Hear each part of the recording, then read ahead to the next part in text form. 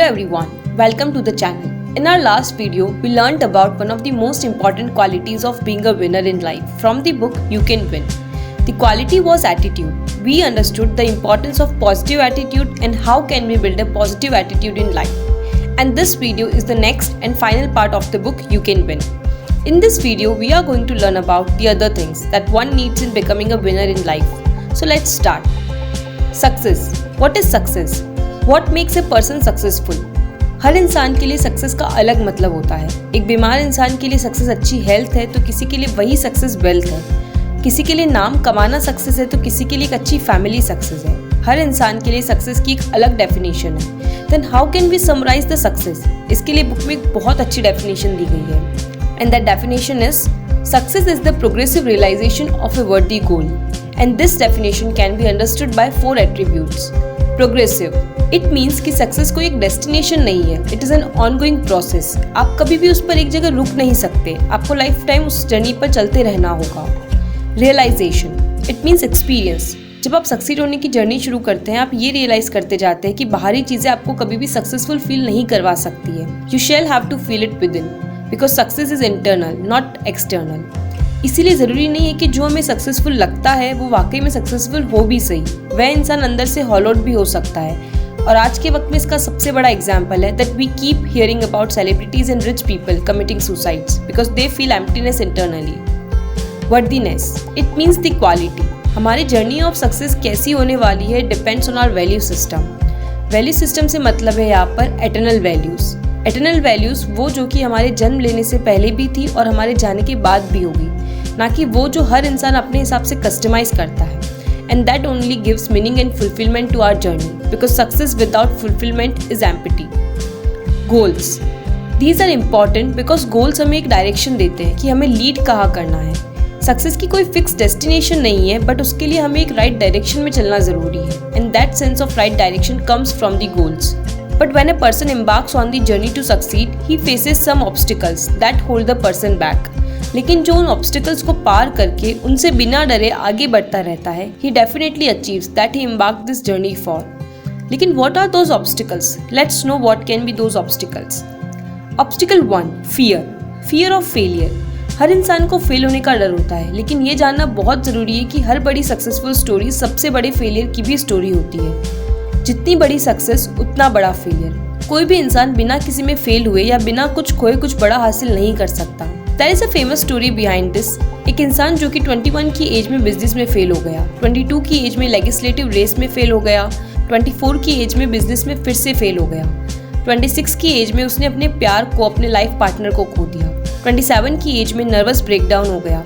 Then he lost congressional race at 34, then he lost a senatorial race at 45, vice president बनते बनते 49 की age में रह गए. लेकिन 52 की एज में ही was elected as president of United States and the man was Abraham Lincoln. इतने सारे ऑब्स्टिकल्स के सामने डरकर अगर अब्राहम लिंकन हार मान लेते तो शायद कोई उन्हें ब्लेम नहीं करता, पर उन्हें आज कोई याद भी नहीं रखता. थ्रू दिस स्टोरी एक बात और समझ में आती है कि success is not the absence of failure but it is overcoming the failure. जैसा शिव खेरा हमेशा कहते हैं, successful people don't do great things, they do small things in a great way. Obstacle 2, lack of motivation. हमें सबसे पहले ये जानना ज़रूरी है कि what is motivation.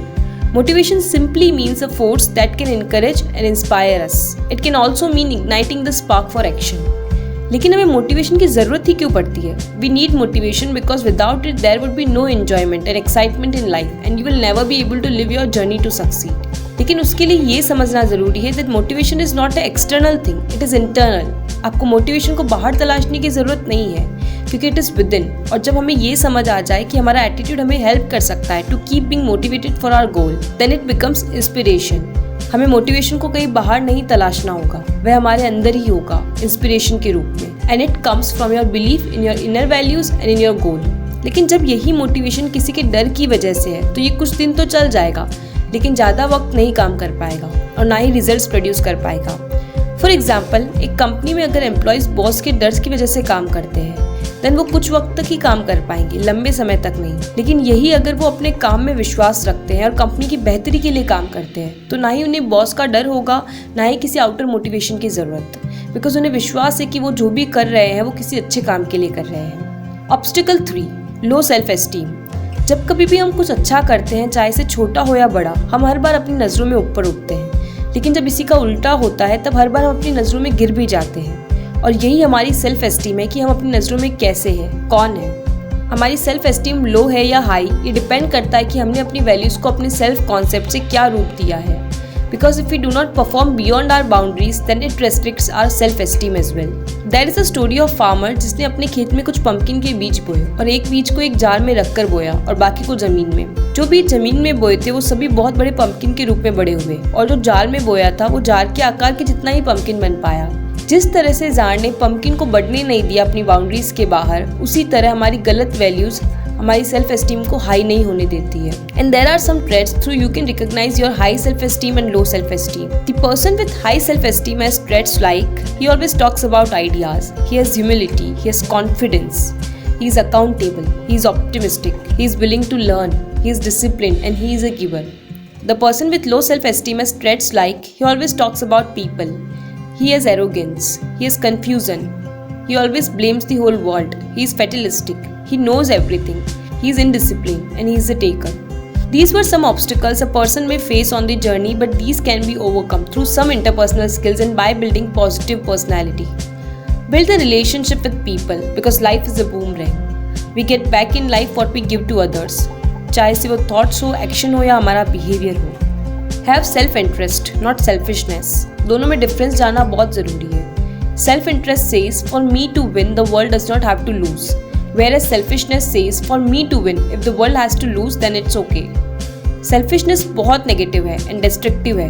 ये हमारे रिलेशनशिप को भी खत्म कर देता है as it is based on negative values. Whereas self-interest is positive because it believes in win-win situation. Have great values.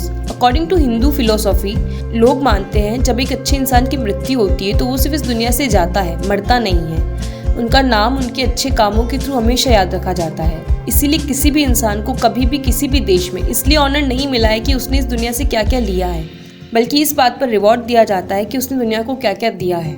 अगर हम हमारी आज की जनरेशन को देखें तो हमें हर वक्त यही लगता है कि their morals and values are declining and where will they end up. लेकिन हमें ये समझना भी उतना ही जरूरी है कि वैल्यूज एंड वर्च्यूज कभी भी हेरिडिटरी नहीं होते हैं.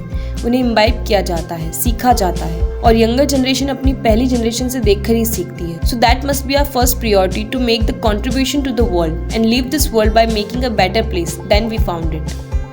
So that is how we can conclude कि if we want to become a winner in life, उसके लिए सिर्फ skills, talent या confidence की ज़रूरत नहीं होती, बल्कि एक सही mindset के साथ साथ एक सही heart set की और सही values की भी उतनी ही ज़रूरत है.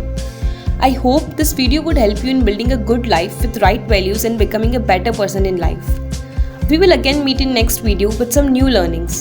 Till then, stay healthy and happy, and if you like the video, please share, like and comment and subscribe the channel if you have not done yet, and click the bell icon for more updates.